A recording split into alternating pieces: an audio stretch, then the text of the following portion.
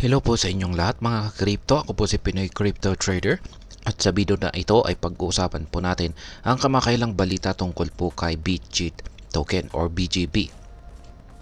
Kung nasubaybayan mo po ang crypto market, baka napansin mo ang biglaang pagtaas ng presyo nito ng 12% kahit na maraming crypto ang bagsak ang kanilang presyo ngayon. Ang tanong ay magpapatuloy ba ang rally ni BGB? Ano po ang mga dahilan sa likod ng rally na ito? At higit po sa lahat, ano po ang epekto nito para sa atin bilang mga Pinoy crypto traders or investors ni BGB?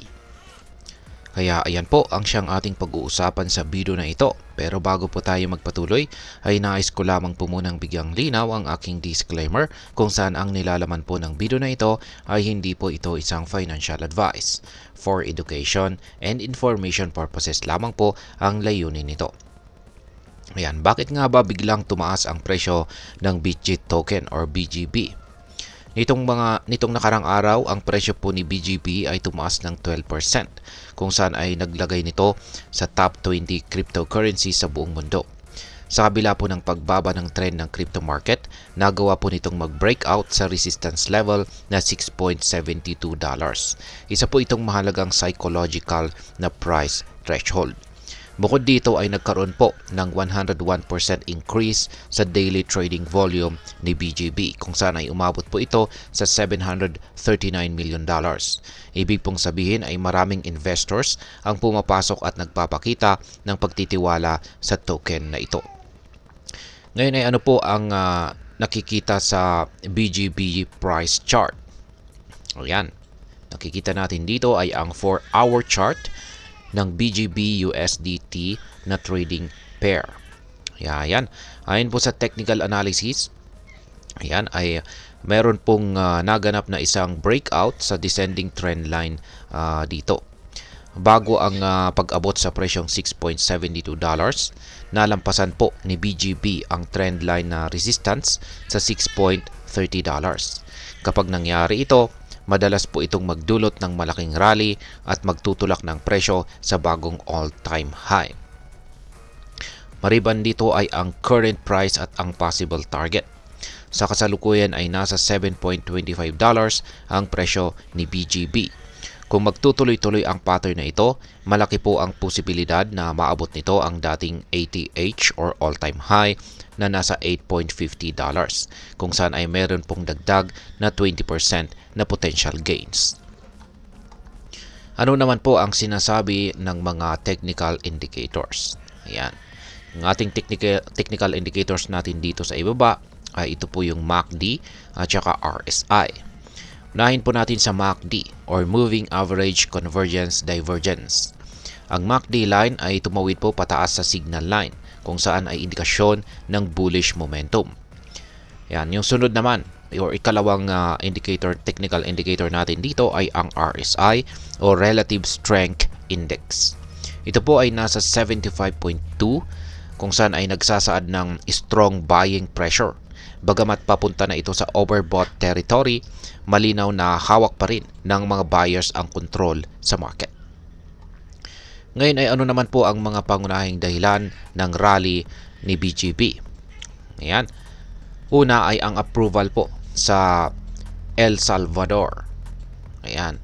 Ang Bitget Exchange ay nakakuha po ng lisensya mula sa Central Reserve Bank ng El Salvador bilang Bitcoin Service Provider. Sa tulong nito, makakapagbigay po sila ng fiat to Bitcoin exchange services at saka Bitcoin custody offerings. Pangalawa ay ang AI Agent Trading Zone. Yan, nag-launch po ang Bitget Wallet ng AI Trading Zone kung saan ay meron po itong kaugnayan sa lumalaking interest sa artificial intelligence sa buong mundo. Pangatlo ay ang token burn. Ayan, nagsunog po sila. Nitong nakarang araw ay nagsagawa po ng 800 na million BGB token burn ang Bitget. Kaya nagbawas po ng supply nito ng 40%. Ang ganitong mechanism ay nagpapataas po ng scarcity ng token dahilan para tumaas ang halaga nito. At ang panghuli ay ang cross-chain integration. Yan, inilaunch po ang integration ng BGP sa Morph chain kung saan ay nagpalawak po ng kanyang utility sa iba't ibang mga blockchain ecosystems. At ngayon, ito po yung malaking tanong natin dito. Magpapatuloy ba ang rally ni BGB? Ayon po sa kasalukuyang trend at technical analysis, mukhang may potensyal po ang BitJet token na magpatuloy sa kanyang bullish momentum. Ang mga bagay tulad po ng mataas na trading volume, scarcity dahil sa token burn at paglago ng utility nito ay nagbibigay po ng positibong outlook para kay BGB. Gayunpaman ay mahalaga pong bantayan ang volatility ng crypto market dahil maaring magbago po ang sitwasyon anumang oras.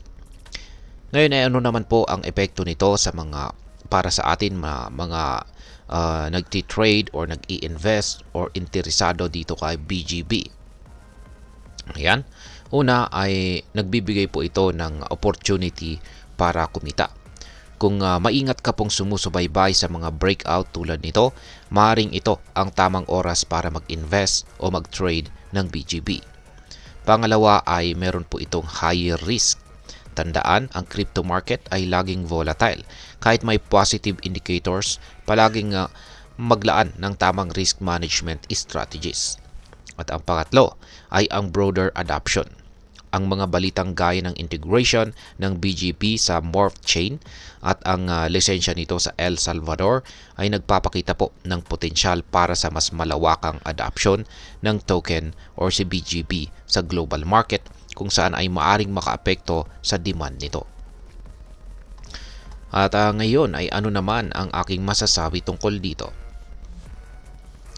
Kung ikaw po ay isang Pinoy na nagbabalak na mag-invest dito kay BGB, laging gawin ang iyong sariling research at huwag pong umasa lamang sa hype.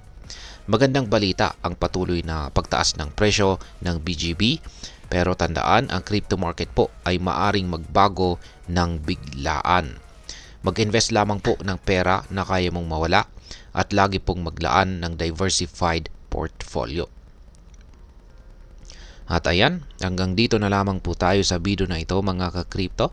Sana po ay inyong nagustuhan ang aking paliwanag sa video na ito. Kung inyo po itong nagustuhan, pakiclick lamang po ang like button nito.